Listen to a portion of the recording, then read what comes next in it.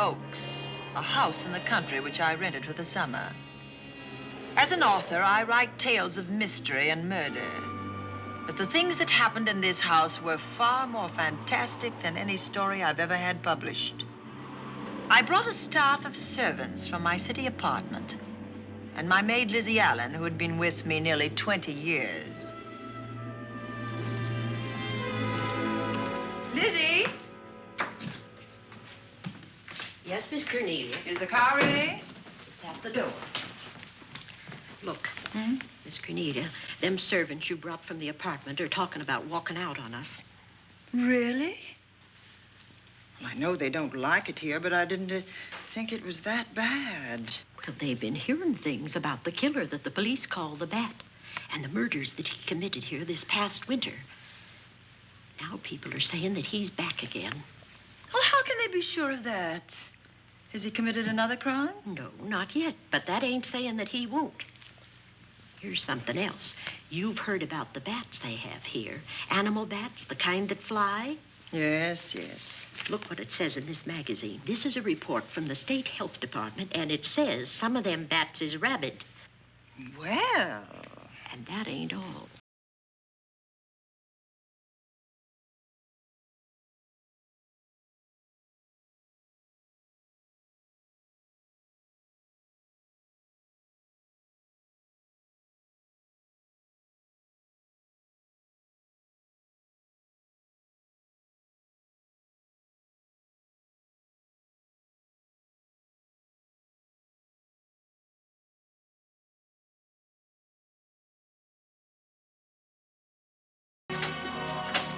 Drive directly to Zenith Bank, Warner. I'm afraid we'll have to hurry. It's near closing time. I'll get you there, Miss Van Gorder.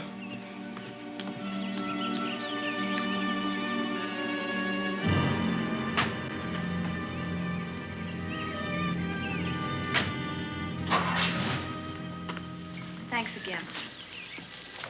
Miss Van Gorder. How do you do, Mr. Barry? How are you? I'm very well, thank you. You remember Lizzie Allen? Of course. Hello, Miss How Allen. do you do? So you're spending the summer with us again? Yes, yes. I've leased the Oaks, the home of your bank president, John Fleming. I heard you had. I was surprised. Why? Is there something the matter with it? No. I was surprised because Mr. Fleming said he would never rent it. Oh? Well, I rented it from his nephew, Mark Fleming, who has the real estate office here. He said his uncle would be gone the entire summer. Well, that's right. Mr. Fleming's in the North Woods now with his physician, Dr. Wells. Oh, pardon me. Dale, I want you to meet my wife. We were married at Christmas time. That must have been nice. Believe me, it was. Oh, here she is. Oh, dear. My How do wife, you Miss do? Van Gorder, Miss Allen. How do you do, Mrs. How do you Bailey? do? Cornelia Van Gorder. Yes. Oh, well, I've read every murder mystery you've ever written. I just adored that weird one, The Private Morgue of Dr. X, even though it gave me the shivers. Only the shivers? Scared hell out of me. Oh. Well, I really mean that Miss Corney killed them off in that one. When you refer to my books, please don't call me Miss Corney. Pardon me, Mr. Bailey. Mr. Hines is here to see you. Oh, yes. Excuse me, please. Don't be strangers now. No, Oh, no, I we should say won't. not. Oh, so you're a bride. Well, not quite. Not since Christmas. You know, I'm sure I've seen you. Well, I used to be my husband's secretary here in the bank. Of course I remember. May I welcome our most distinguished visitor back to Zenith? Oh, that's very charming, but, Lieutenant Anderson. Lieutenant Anderson, of course. Chief of Detectives of the Zenith Police Department. This is Miss Allen. Miss Allen? How do you do? Lieutenant Anderson is one of our favorite citizens. He's on the bank's board of directors. Not bad for a policeman. You must have made a good thing of it. Well, I saved my money, if that's what you mean. It's near closing time, and I've got some business in the safe deposit vault. Please come and see me, Mrs. Bailey. Oh, I'd love to. And you, Lieutenant. Thank you. Goodbye. Goodbye. Nice to meet you. My, what a charming woman. She moved into the Oaks just the other day. That house is a proper setting for a writer of mysteries. Oh, it certainly is. Vic, what's the matter? Come in here, both of you.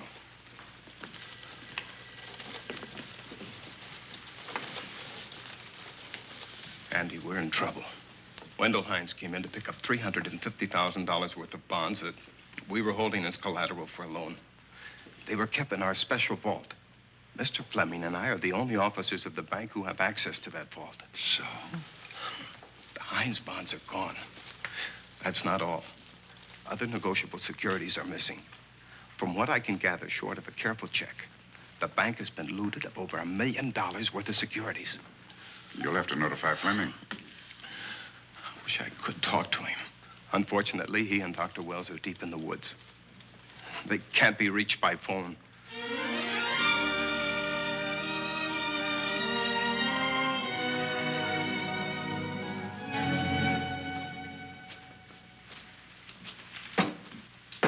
What is it?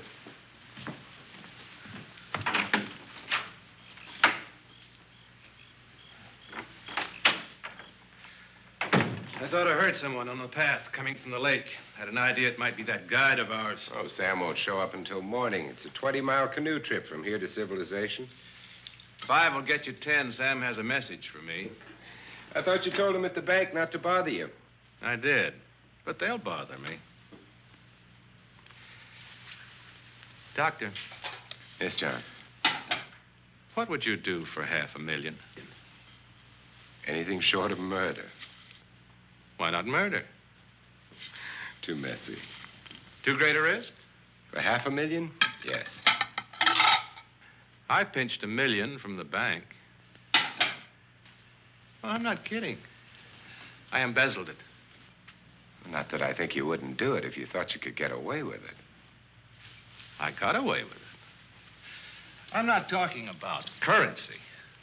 I took negotiable securities that could be converted into cash.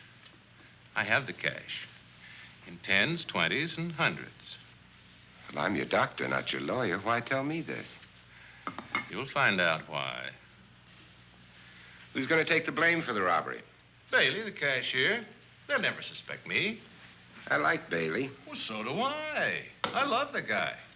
I gave him his first chance. He has a lovely little wife. Charming girl. Was the best man. Where's the $1 million? In my family's tomb in Zenith. In the crypt with my father's casket. I don't buy that, John. No? No. You forget that I had you in charge when you were a very sick man. When you raved in delirium. And I heard you talk about a hidden room. Now, where else could you put a hidden room except in that mansion you built? That white elephant you call the Oaks. Look, everyone knows I have a bad heart.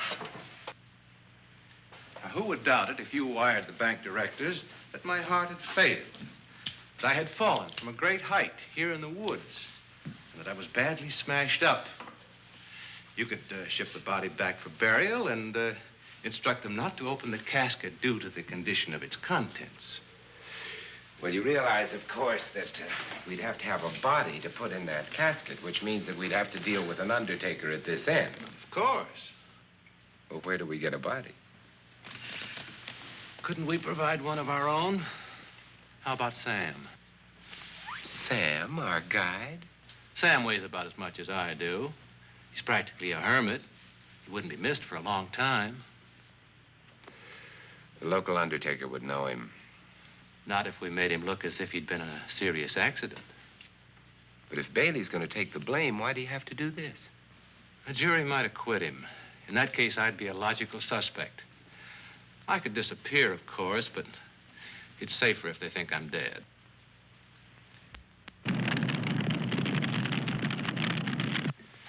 What if I don't go for this deal? In that case, it would be too bad. You mean you'd kill me? What else could I do? Now that I've told you about the $1 million, I'd say you were shot in a hunting accident.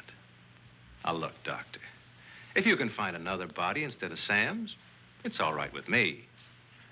There's $500,000 in it for you. I'll do my best. I smell smoke. So do I. What's that noise? Look, Doctor, the woods are on fire. It's It's coming this way. We've got to get out of here. Out the back way. We will. As soon as I provide that body we were talking about.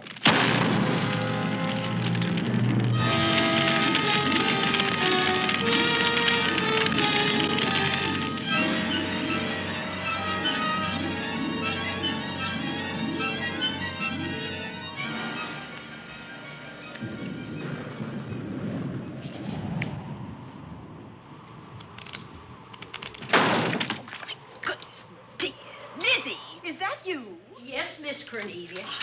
There's a storm coming up, and it's gonna be a snorter. The wind nearly blew the door off its hinges. Well, that noise blew my game higher than a kite. I think I've lost some of the cars. Oh, I'll get them for you. Oh, I see you found the paper. Drat that paper boy, scooting by on his bicycle, just chucked it into a clump of bushes and let it go at that. For land's sake, Mr. Vic Bailey's been arrested. Oh? I think. Victor Bailey, vice president and cashier of the Zenith Bank, was arraigned before United States Commissioner Alvin Fielding, charged with the embezzlement of over $1 million. I can't believe Vic Bailey had anything to do with that robbery. Oh, well, I see our landlord is home again. Landlord? Mr. Fleming. Dr. Malcolm Wells is back in town with the body of John Fleming, president of the Zenith Bank, who was killed in a forest fire. Mr. Fleming will be laid to rest in his family's tomb on Friday. And I hope he stays there. Well, why shouldn't he? Well, this is his house. And ever since he died, some funny things have happened here. For instance? The housekeeper, the cook, and the butler said that they heard strange noises at night. And the upstairs maid swore that she met a man without a face coming up the back stairs. Oh, so that's why they quit and left me to run this place without a staff. They didn't tell you, Miss Corney, but the truth is they were scared to stay. But you're still here, Lizzie. Haven't you seen anything? No. No, and even if I had, I ain't afraid of ghosts. They're afraid of me. Honest, Miss Corney, a spiritualist told me once that ghosts was allergic to me. But this Bat feller they keep talking about in the paper, I guess he'd be different. No, I don't think you'd have the same effect on him. Oh, dear. What are they trying to do? Drive people away from this part of the country? Why, what does it say about the Bat? Specialty seems to be killing women. My goodness, 2 of them in one night. All his victims died the same way, like their throats had been ripped open with steel claws. That's a charming little caper. I'll have to try it sometime. In a book.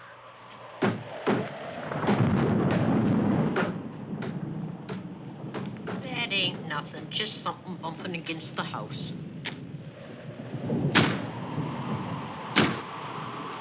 That's just the wind banging a door. Pay no attention to it. Listen to this. One of his victims, who lived for a moment after she was found, described the Bat as a man without a face. Honest, Miss Corney, I think that woman must have been exaggerating.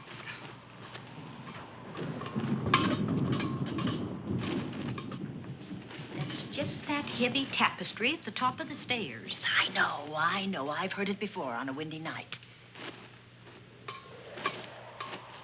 That sounds as if there was someone on the stairs. I know there isn't. At least there shouldn't be. There ain't. Them's just the noises you hear in any old house on a windy night. It says here that the Bat never leaves no fingerprints. That's understandable. Having no face, he probably has no fingers either. Lizzie!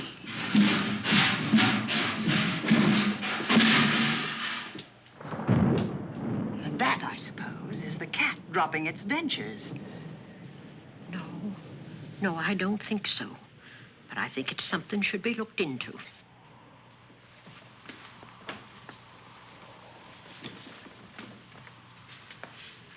Now, who chucked him down here? The wind, I hope. There must be a window open up there. No, Lizzie. Let him lay. Let him sleep it off. I hope the power lines don't go down, put the lights out. Now, we'll check the windows in the living room and draw the curtains, and then we'll go to bed. Yes, ma'am.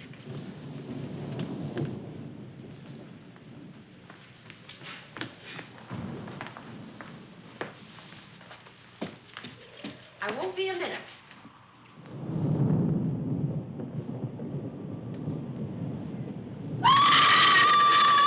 Gordy! Oh! What's that? Oh, when I went to get the tape, I turned the latch off. I forgot to turn it on again. He's out there. He was coming in. He might have got you. Oh, but he didn't, and he's still out there, thanks to you. Now, you hurry now, and we'll call the police. No, I won't leave you, Miss Corny. Are you okay? Yes, ma'am, I'm okay. Okay.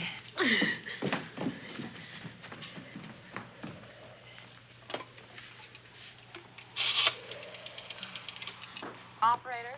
Give me the police department, please. Zenith Police Department. This is Cornelia Van Gorder. I'm living at the Oaks. We know about that, Miss Van Gorder. Just a moment ago, a man tried to force his way into this house. You're not alone there, are you?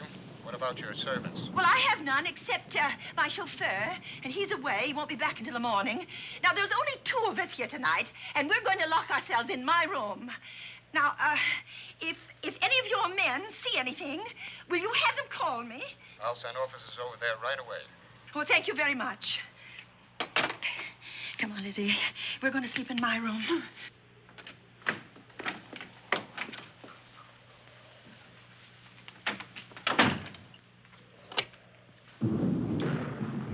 Well, nothing can get at us in this room now, I think. This door seems good and solid. Like the door to a tomb.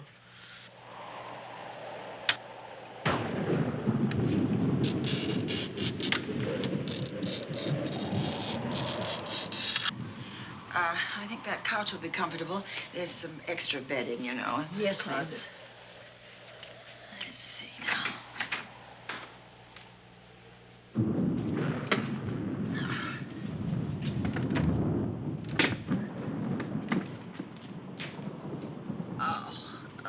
Huh? No bolt. Well, that's not so good.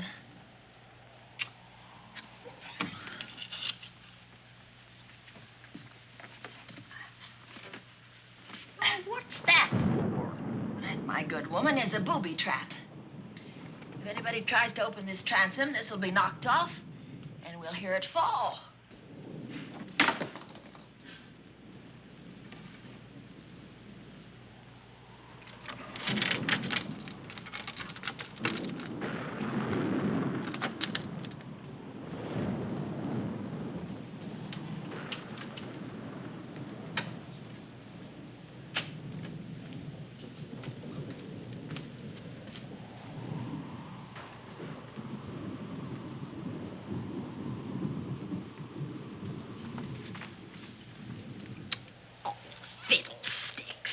I forgot my night things, my robe, my gown, and my slippers. I'll go get them now.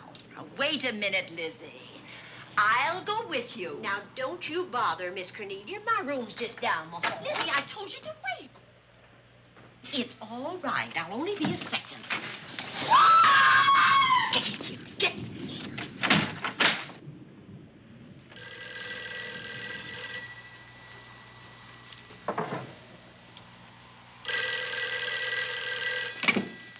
Yes? Miss Van Gorder? Yes? Zenith Police Department. There's a police car just outside your house, and the officers in it have reported that there's no sign of a prowler anywhere on the grounds. Oh, the man's inside now. He's in the hall, just outside my bedroom. Have your men break through the kitchen door and search this place from top to bottom. Okay, Miss Van Gorder. Sit tight. I will. I have a gun, and I know how to use it.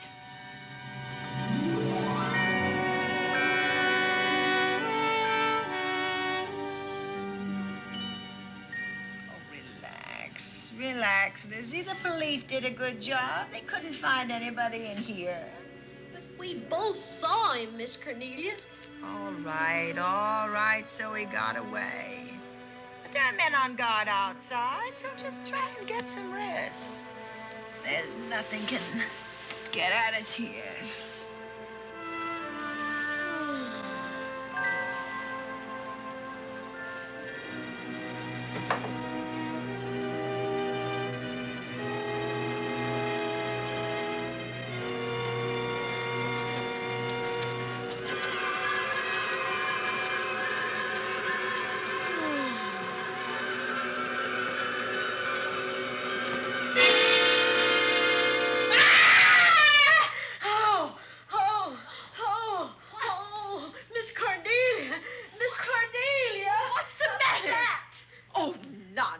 You've had a nightmare. Maybe I did.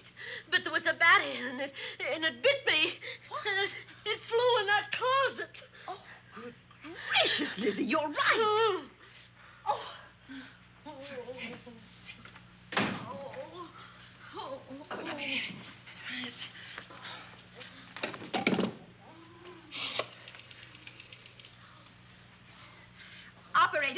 Operator, will you get me Dr. Malcolm Wells' office, please?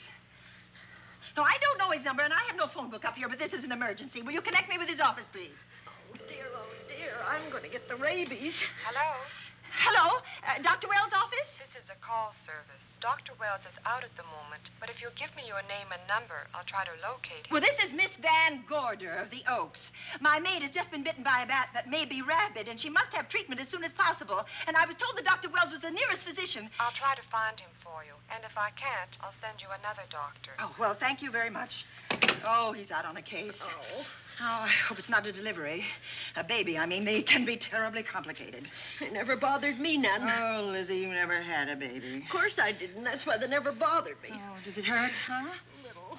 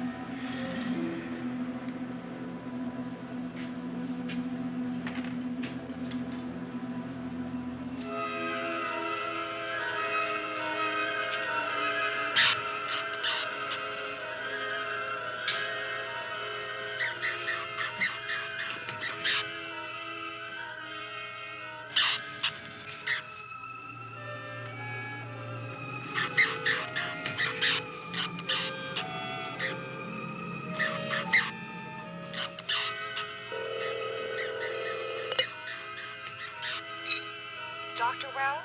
Are you there, Dr. Wells? Are you there, Dr. Wells? This is the operator.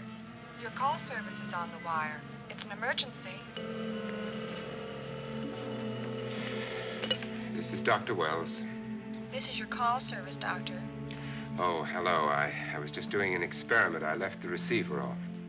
That's what I thought, but I kept trying. Miss Van Gorder at the Oaks called and said that her maid had been bitten by a bat, and she's afraid it might be rabid. What? Oh, all right. Tell her I'll be right over there.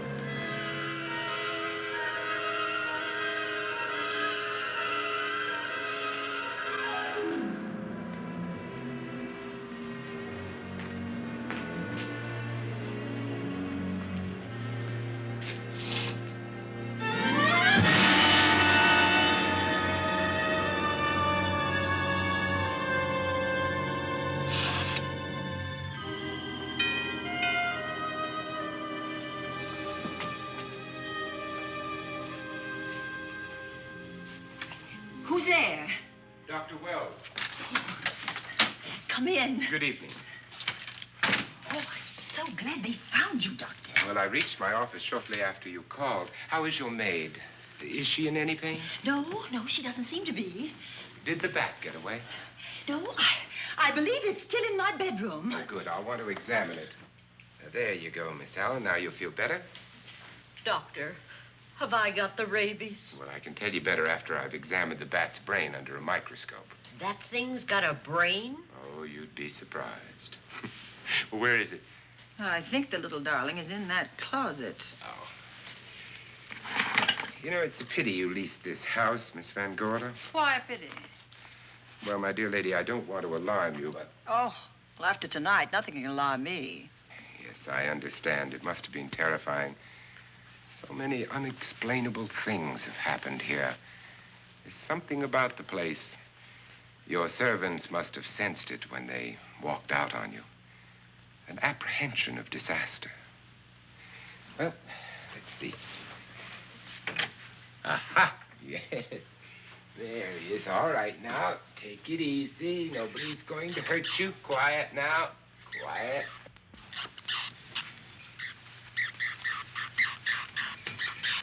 And he looks quite normal. Doesn't seem to be sick at all. Oh, ain't that nice? I've been worried about him. Well, you should be. From his appearance, I'd say that he doesn't have any infection. In which case, you've had a narrow escape. Now, you take one of those tablets I left for you, and I'll guarantee you a good night. And I'll drop in on you tomorrow. Oh, thanks for everything, Doctor. Now, don't worry. I can find my way out. Oh, I know you can, but do let me help you. Oh, don't forget that once I'm gone, you'll have to climb those stairs alone. Oh, I'm all right. I'm armed now. Can you shoot one of those things without shutting your eyes? Oh, Doctor, there are guns in every book I've ever written. I don't write about things I'm unfamiliar with. Lock the door, Lizzie. Good night. Yes, ma'am. Good night, Doctor. Accident? No, the wind blew him down. Oh. I think. Oh. Did you know that young Mark Fleming leased you this house without notifying his uncle? No, I didn't. Well, it doesn't matter now. John Fleming is dead, and Mark's his heir. But if John were alive, he would warn you to leave here, Miss Van Gorder. Really? Yes. It's been a tragic place for anyone who ever lived in it. Well, good night. Good night, Doctor. Who's out there? Nobody you need worry about, Doctor. Oh, it's Andy. That's right. Oh, good evening, Miss Van Gorder. Good evening, Lieutenant. Somebody sick here? My maid was bitten by a bat. Oh? A rabid bat? Well, I'll know for sure when I get to my lab. I caught the bat. It happened indoors? In my bedroom, yes. How'd it get in? Well, there are many ways a bat could get in a house. You ought to know. I spotted this hole in the window the minute I got here. Why? That's where the two-legged bat got your door open. Miss Van Gorder told me that she phoned headquarters at Zenith. Yes, I phoned twice. The second time was after the prowler got in the house. Weren't you at headquarters, Andy? No, but they contacted me. An officer came and searched the house from top to bottom, but they couldn't find the bat. You better have this window fixed tomorrow. Oh, yes, I certainly shall. Yes, and I'd better be going. I'm due in surgery at 8 o'clock in the morning. Good night. Good night, Doctor. There'll be a man patrolling the grounds all night, Miss Van Gorder. Oh, thank you. And nobody inside, Andy? Why should there be? Well, how do you know but what the bat is hiding somewhere in the house? I'm quite sure he isn't in the house, Doctor. Not now.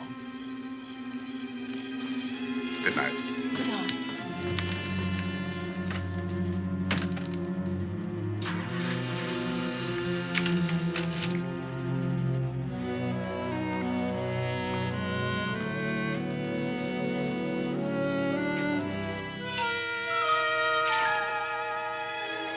Hi, Andy. Hello, Mark. Well, congratulations. Real estate business must be picking up. New office, new furniture. New deal. How do you like it? Looks expensive. Are you squandering your inheritance? Oh, I haven't got it yet. Well, the paper says John Fleming left his entire fortune to you. Funny thing about that entire fortune is that we can't find it. No kidding. Oh, all Uncle John had in his bank account was a couple of $100. And his safe deposit box was empty. If we don't find that missing million, mine will be empty, too. How come? Well, all my savings were invested in Zenith Bank stock. The examiners won't certify the bank is solvent until those stolen securities are found. So the stockholders have voted an assessment that'll wipe some of us out.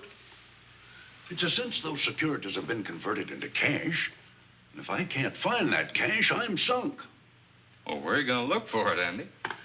Here in Zenith. Your uncle wouldn't take $1 million on a hunting trip, would he? You suspect Uncle John? Why, Andy, he founded the Zenith Bank. That'd be like robbing the family tomb. You think he wouldn't? Well, besides, Vic Bailey's fingerprints are all over the vault. Now, they didn't find any of Uncle John's fingerprints. Because he wiped them off. Can the defense prove that? They'll try to. Judy Hollander, Bailey's secretary, is a defense witness. And they believe her testimony will have a powerful effect on the jury. Oh, well, she has a powerful effect on me. Judy's a doll. Here's the book you mentioned, Judy. It's your newest one. Yes, it's just been published. You can have that copy if you wish. Oh, it's a first edition and you've signed it. Yes, of course. Thank you so much.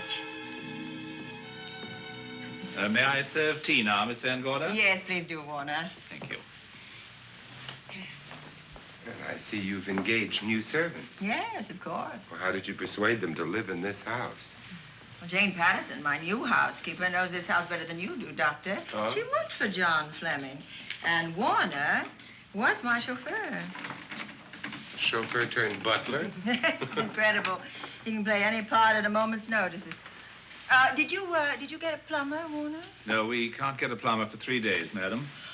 What about that leaking pipe? The basement will be flooded in 3 days. Well, the pipe is no longer leaking. You mean it's dried up of its own accord? No, not quite. I packed the elbow where the water was coming out. Packed the elbow? Thank you, madam. Now, there's a character.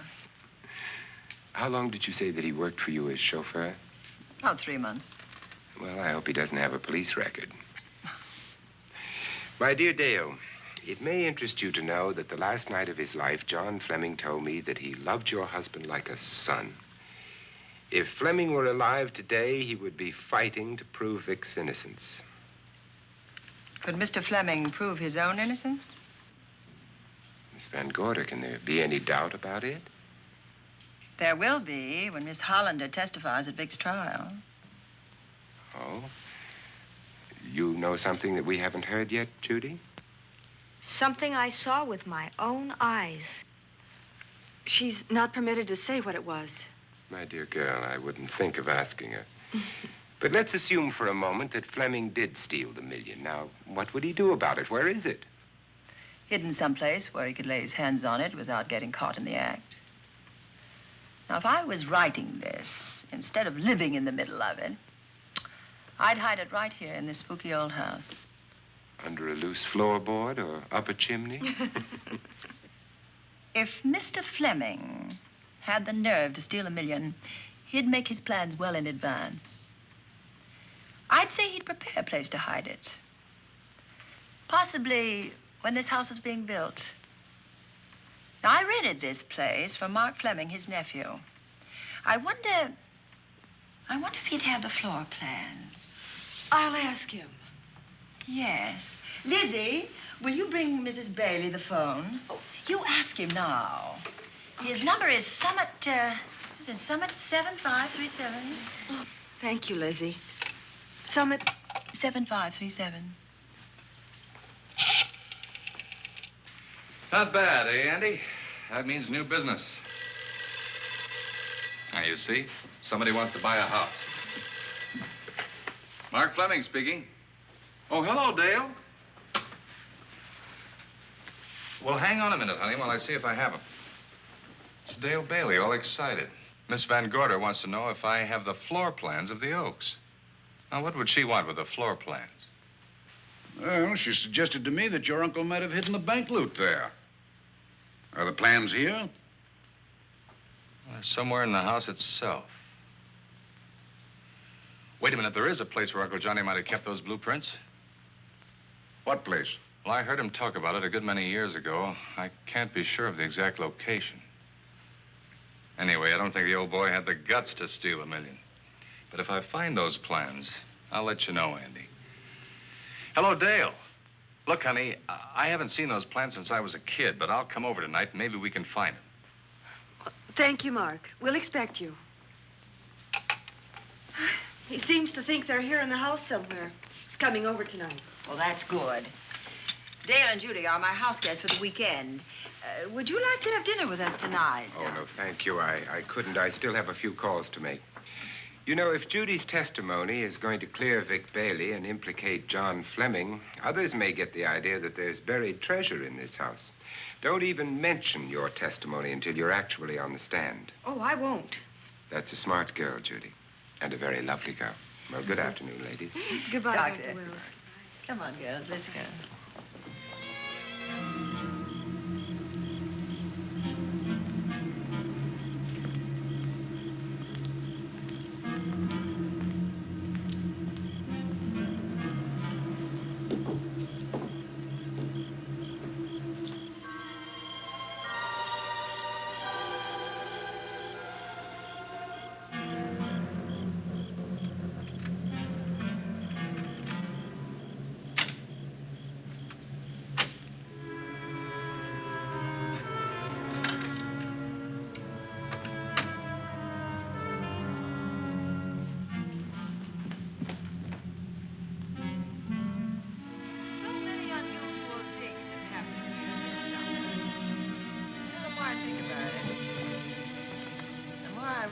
I should be putting them down on paper. Weren't you your husband's secretary, Dale? Yes, I was. Do you take shorthand? Mm-hmm. Well, my dear, if you'd like to have your mind occupied, I want you to work with me while I write the story of this fantastic criminal, the Bat.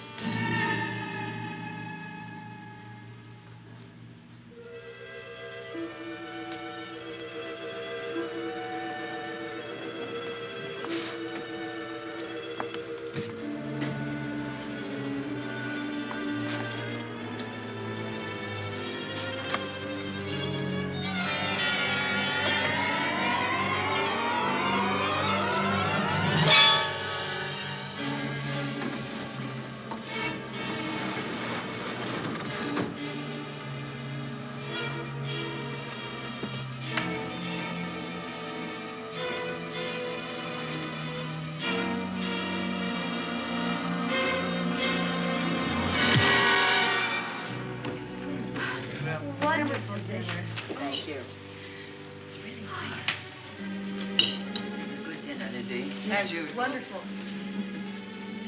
Oh, what a lovely piece of silver. It's an original, isn't it? Yes, they still use them in England for buffet breakfasts. Some hot water in the bottom. You should keep as hot your sausages and your scrambled eggs. Interesting. It's very useful. Really nice.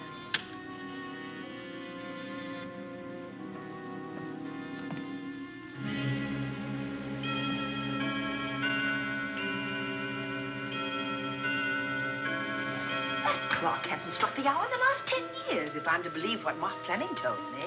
Why is it angled away from the wall like that? I don't know. Somebody must have moved it. Lizzie, very likely when she was dusting. Wait a minute. Did you know there's a door in this paneling? No, I didn't. Oh, my gracious, so there is. Maybe it opens to a secret passage. Oh, certainly to a secret something. Exciting. Who knows, girls? Be about to stumble on that missing million. Oh, this is panel. There's a panel. There must be some gimmick to it. There always is. Yes, it moves. It moves. It moves. Oh.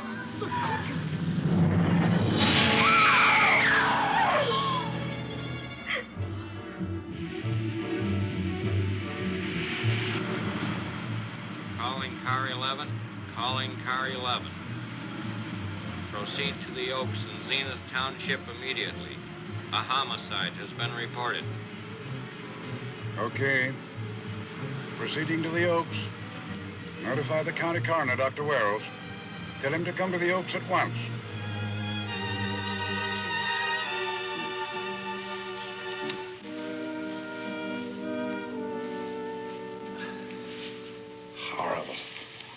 His throat has been torn by some creature with fangs or claws. That's his sign. We found it on the others he killed. I'd hoped those reports that he was up to his old tricks again were pure imagination, but apparently they're based on fact. He's come back.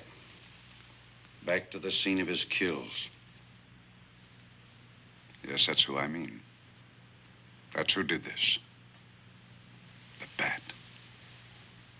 Who found Mark? We all did. And it's Dale and Judy and I. Lizzie was in the dining room. This is my new housekeeper, Jane Patterson. You know, she worked for John Fleming. I know her. Where were you, Mrs. Patterson? In the kitchen, cleaning up. I cooked the dinner tonight. Did you know that the secret closet was here? No. It was behind the grandfather's clock. Well, it was I who found it, really. Noticed the clock had been moved and the door wasn't quite closed. I'll get it.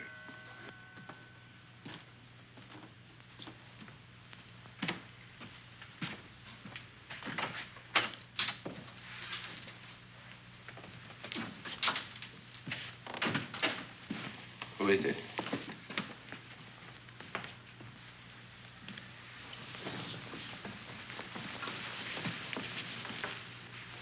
Mark Fleming. As coroner, you saw the same wounds on the others. How long's he been dead? Oh, I'd say about a half an hour. Do you believe it was the bat? That's a bat's trademark. Perhaps he's still in the house. That's possible.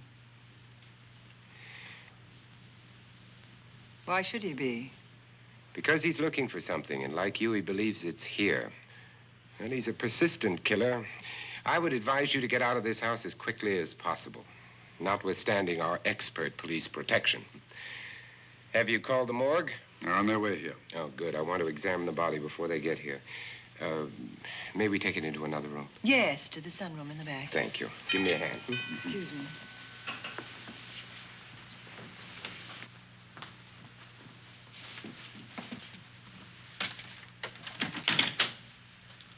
Oh, Warner, where have you been? Well, madam, has been an accident? There's been a murder. Mark Fleming, the young man from whom I leased this place, was killed here tonight. They know who did it? Well, they believe it was the bat. I'm sorry I had to use the front door, Miss Van Gorder, but I forgot my keys, and when I rang the bell at the kitchen door, there was no response. Oh, this is Warner, Lieutenant. He's my butler. He was my chauffeur. Why'd you promote him? Well, it's very difficult to find a butler. They don't like service in the country. Have you been a butler before? I've served in many capacities, sir, but this was my night off, and I forgot my keys. I heard that part. What time did you leave the house tonight? Oh, about 6:30. I had dinner at Wiley's Roadhouse. Can you prove where you spent the rest of the evening? I can try. Try hard. And don't leave the house. I'll get to you later. Very good, sir. I shall be in my room, Miss Van Gorder, if you need me. Yes, Warner. Surely you don't think he's... Warren and I've met before. I can't recall where or when, but I will.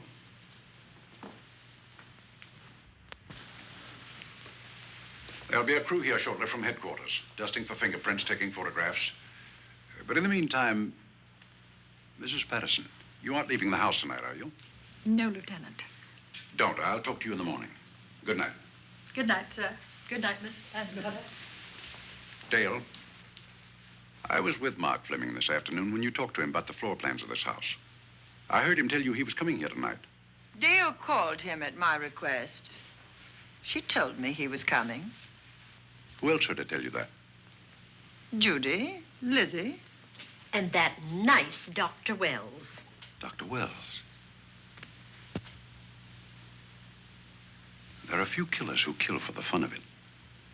The bat very likely is a mental case, and I'm convinced that his crimes are motivated by his mania for personal gain.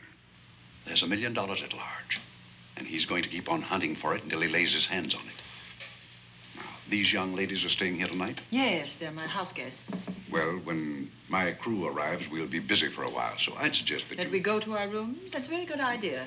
Come on, girls.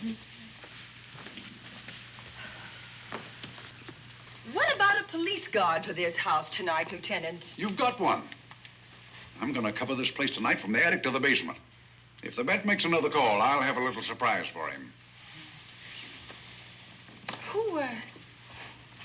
Who is he? Have you any idea?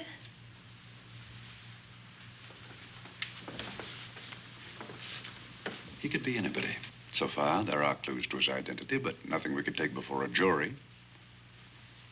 I am afraid we must look higher than the criminal world. He may be a merchant, lawyer, doctor, scientist, one of the pillars of his community. Ladies, lock your doors tonight. Stay behind them. I promise you you'll be safe. Good night. Good night, Lieutenant. Good night.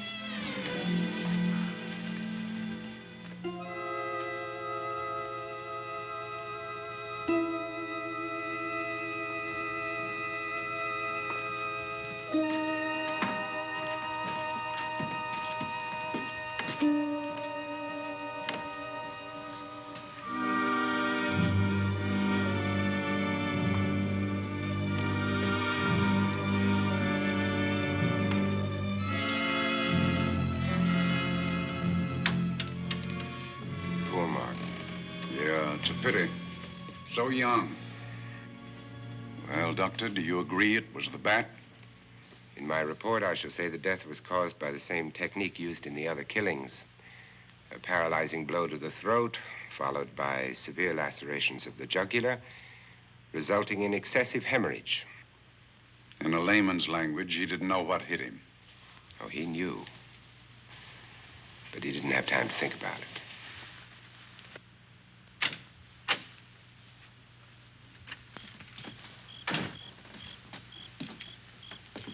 Staying here tonight, Andy?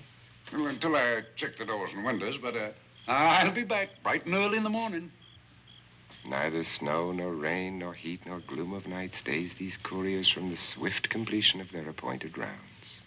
A lot of people are due for a shock when I close this case. Yes, I'm sure they are. Good night, Andy. Don't get hurt. Good night, Doctor.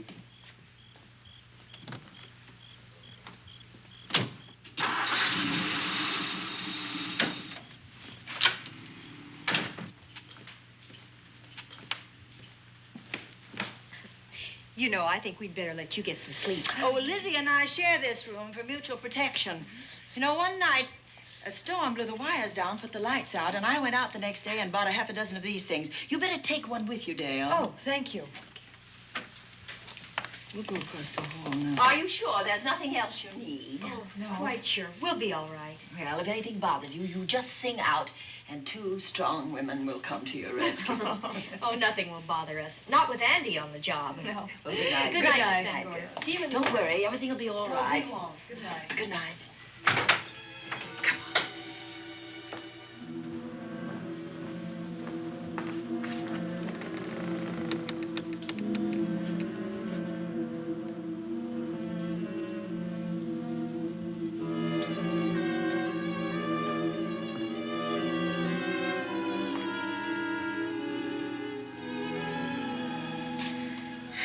I don't think I'll sleep tonight.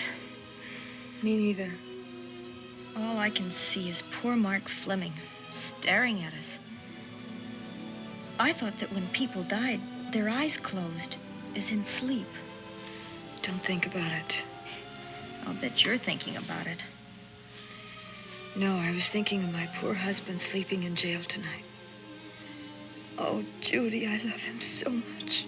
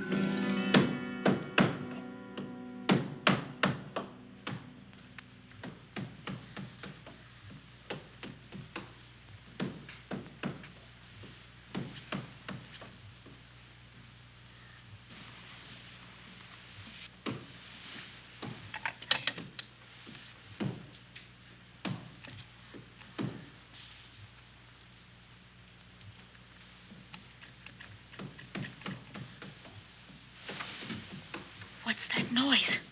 Oh, I don't know. I kind of fell half asleep.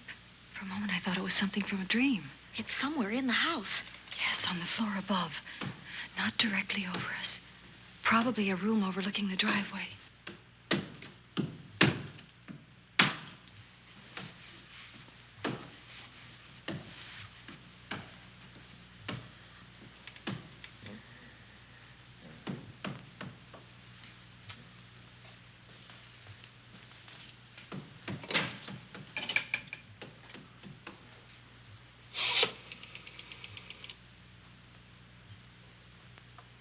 Should we call Miss Van Gorder? She'll hear it. How can she help but hear it?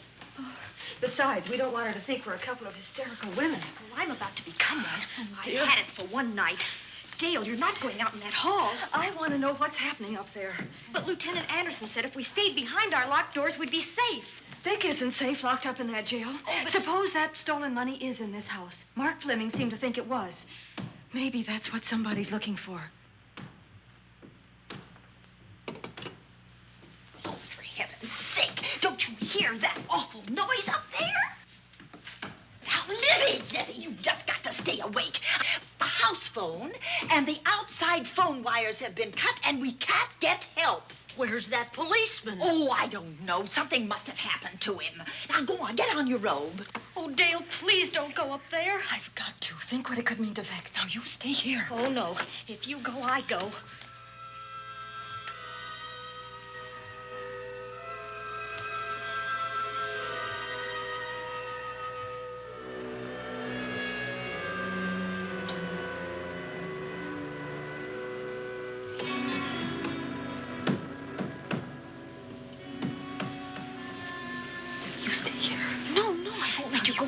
You wait here. I'm going to see what it is. Oh, please let me go with you, Judy, will you warn me if anyone comes? I'll only be a moment.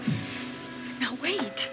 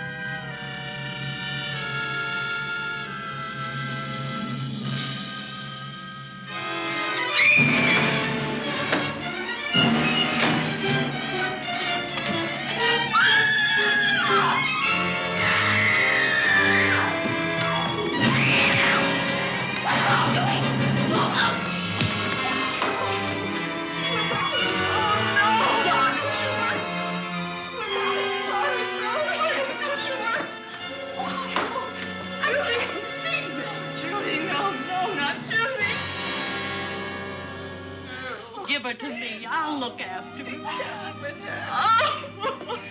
Poor baby.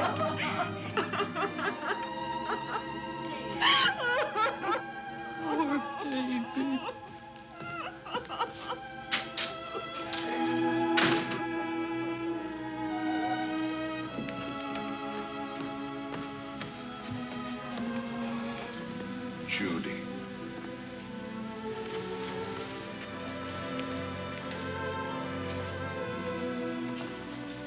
The bat. Yes, the bat. He caught her at the head of the stairs. We saw him rushing down the stairs as we came out of the room. I hurled that after him. I hit him, I believe. I'm going to cover this place from attic to basement, you said. Well, what were you covering when that poor child was murdered? Where were you? I saw a man outside in the grounds. I went out there and hunted him. I heard him in among the trees, and so I followed the sound of him as far as the brook down near the back road. And then I lost him. I'd rather give my own life than have this happen to Judy. But I told you to stay in your rooms and lock your doors and stay there. What was she doing at the head of those stairs? That was my fault.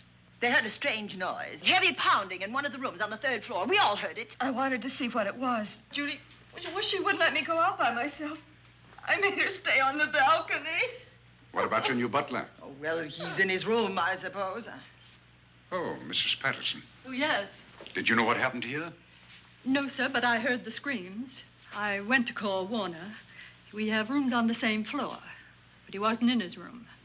His bed hasn't been slept in. If Mrs. Patterson heard the screams, Warner could certainly hear them. You're quite right, sir. I heard them. Oh, you did? And where were you? Outside in the grounds. Miss Holland has been murdered. No. Oh, so you're surprised. Shocked. Well, I've seen better performances. I remember you now. Your name's not Warner. I've got a circular in my office with your picture on it. The Chicago police not so long ago were hunting for you in connection with the robbery. You're right again, sir. And they found me and they tried me and I proved my innocence and I was acquitted. That could have been a lucky break. Where were you when this child was killed? I told you before, sir. Outside. What were you doing there? I was following you. I saw you leaving the house, and it seemed that you were hunting someone. I thought you might need some help. Oh, yes, sir. I followed your flashlight down through the trees. Then it disappeared. And then suddenly, as I was staring out into the darkness, I was struck by something on the back of the head. The next thing I knew, I was lying on the ground. I realized I'd been knocked out. I wish you had been knocked out. But then we'd have found you with your mask still on your face.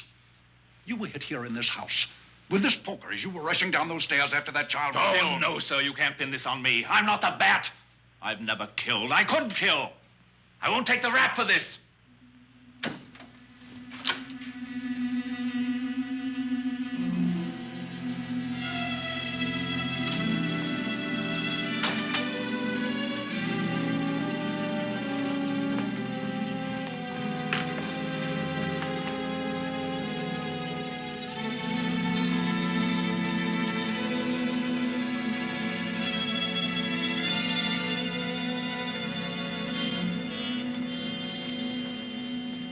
Doctor, we have another case for the county coroner. You see, the bat came back. Why did you come back, Doctor? Well, I had an accident about a mile down the road. The right rear wheel of my car came off, and I plunged into the ditch. This was the nearest house, so I came here to call for help. I thought I'd find you around, Andy. Physician, heal thyself. You must have been hit by something on the back of your head. I told you I had an accident. So you did, Doctor. So you did. I could be wrong. But maybe I'm not. We shall see. All right, dear, let's start a new chapter. For days, the murders held the headlines. Lieutenant Anderson grilled us and ransacked the house from top to bottom. Warner was not placed under arrest, but his every move was watched. At night, except for a detective on guard in the house, the police and the reporters left us alone. And on one of those nights, without telling Lizzie or anyone else, I pursued a secret investigation of my own.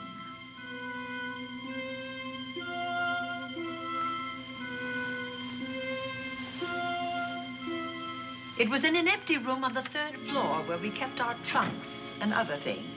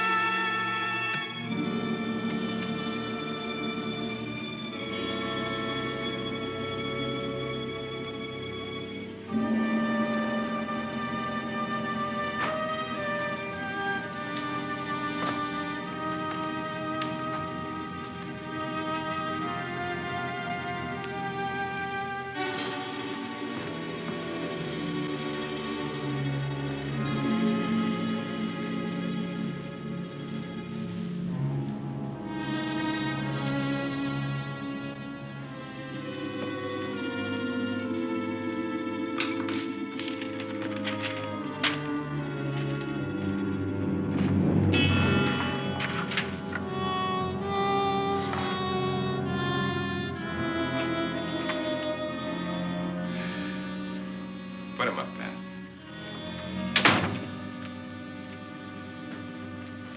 It's a bright idea to kill me in my own lab and let people think that I'm the bat. But you had to kill me first. What was it to be, ambush? And clever as you are, you're not smart enough to do that. Nor were you smart enough to find the money, though you came quite close to it. But I know where it is. And when you're dead with that sign pinned on your chest, I'm going to collect it and live happily ever after. He destroyed himself. How true that will be.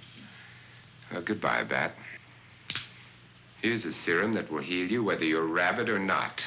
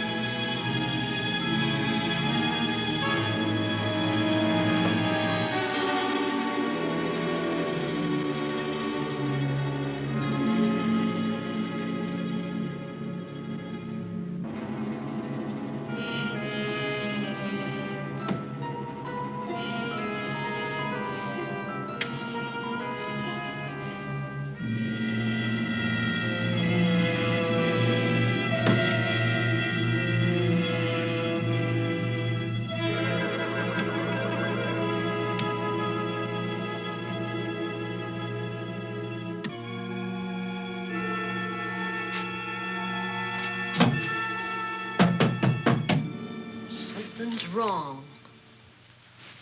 Something's wrong.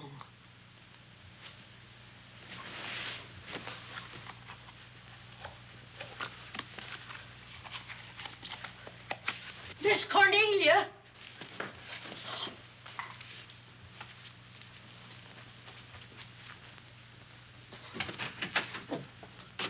Miss Cornelia.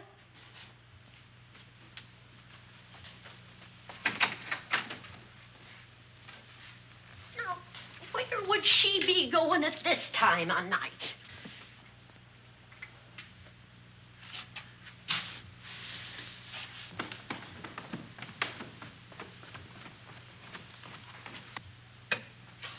Well, land's sake.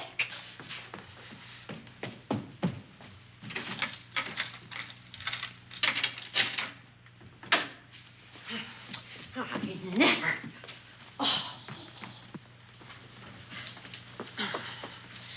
Mr. Davenport. Mr. Davenport. Oh, a fine thing. The door unbolted, the chain off, and you asleep on the job. Wait till Lieutenant Anderson hears about this. Come on, wake up. What's the matter with you? I don't know. My head hurts.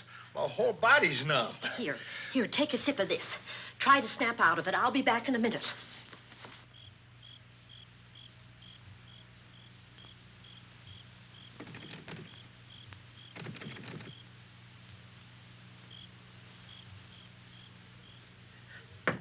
Hurry, will you? It's Lizzie. I'm terribly worried. I can't find Miss Cornelia anywhere, and something's happened to the policeman. I don't know what. Get Warner. Bring him to the drawing room. Tell him we need him.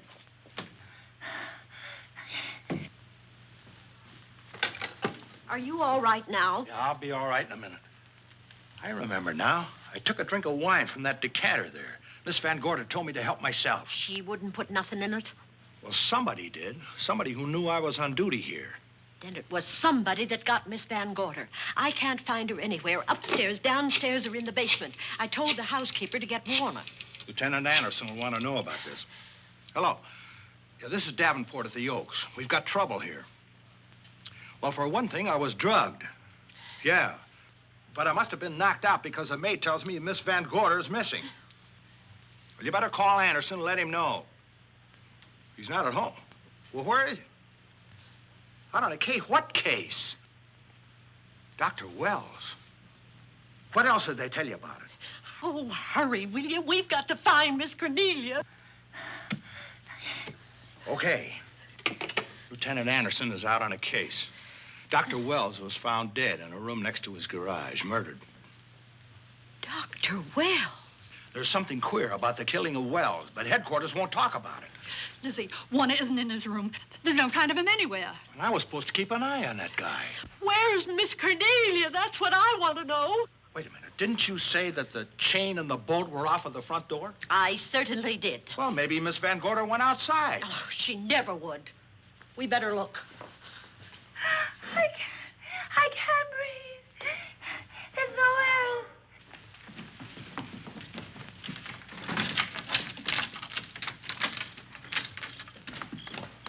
Miss Cornelia. Oh, Miss Van Miss Gorder. Cornelia. Miss Cornelia. Miss Van Gorder. Look. There's a light in that room on the 3rd floor. Were you up there tonight? Well, of course I was, but I turned the lights out before I came downstairs. And Miss Cornelia might have turned them on again. That's why we're going to look first. Come on.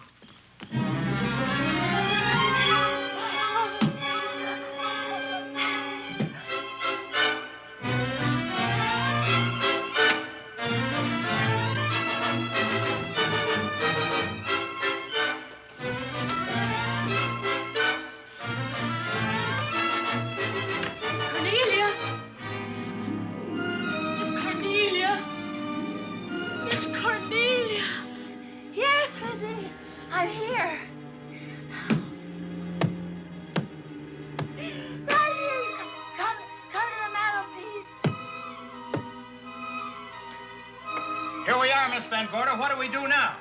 Over the mantel, there are 5 panels. Strike it with your hand.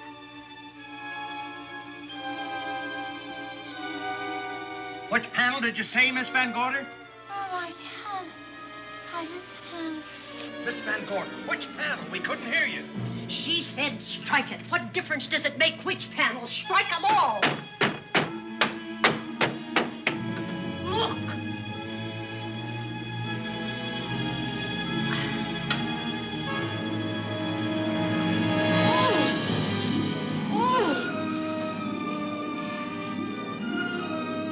Oh, it's all right now.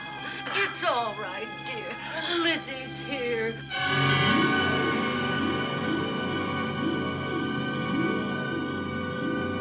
Feeling better? Yes, much better. We'll take you to your room. Oh, no, you won't. I'm going to stay right here. I'm quite all right. Oh, how blessed it is to breathe without an effort. You know, no one knows how sweet the air can taste until someone shuts it off for a moment. That room is just like a box. When the mantelpiece closed, it seemed like all the air was drawn out of it. Look, there it goes again. Let it close. I can open it from in here. There's a control panel behind this blueprint. Electric motor under the trap door here. Once the door is open, you can keep it that way. I believe that the fireplace in this other room opens the same way. And it does. I tried to find this, but I couldn't find it. Yeah, it's back at this blueprint here. Well, it's quite a setup. Too bad we can't open that safe in the same way. Take an expert to crack this box or a shot of nitro. Well, maybe that's what the bat had in mind. Could be. Seems he's on the prowl tonight. Miss Van Gorder, Warner has disappeared. And Dr. Wells has been murdered. Dr. Wells? Lieutenant Anderson's on that case right now. Well, does he know what happened here tonight? They got word to him. He'll be here any minute.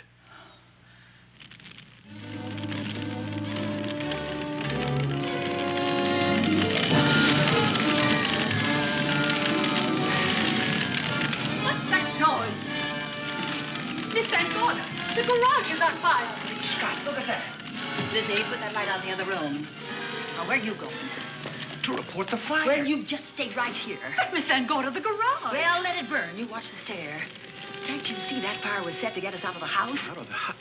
Were you talking about the... Yes, I'm talking about the bat.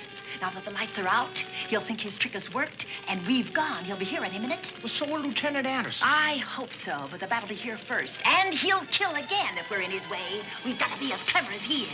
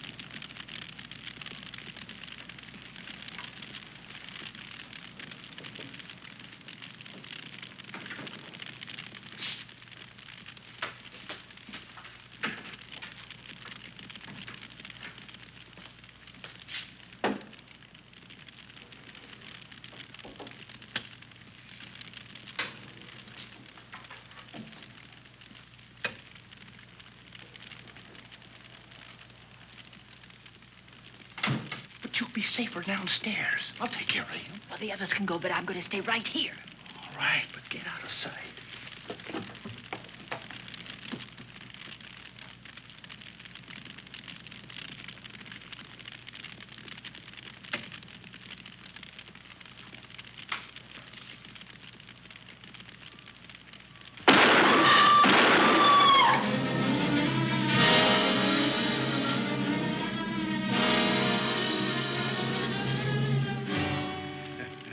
Let's face it, ladies, and get it over with. Others have seen my face before they died, but I'll have to deny you that pleasure. This would make a good scene for your book, Miss Van Gorder, but I'm afraid you'll never write it.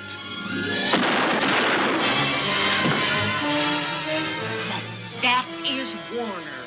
I could tell. You misjudged me, Miss Ellen. Warner! I don't like being a murder suspect, Miss Van Gorder. I was headed for a plane, but halfway to the airport, I changed my mind and came back. I'm glad that I did.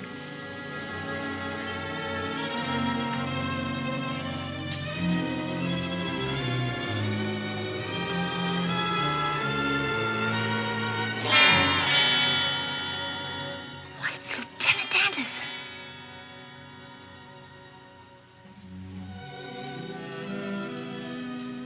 Yes, it was Anderson.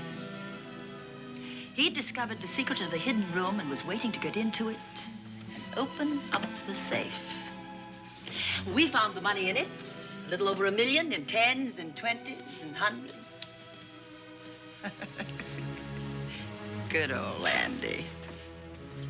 With all his ill-gotten gains invested in bank stock. It's rather a clever way to hide stolen money. In the open, as it were, and so respectable. But don't try it. No matter how clever you are, you can't hide murder.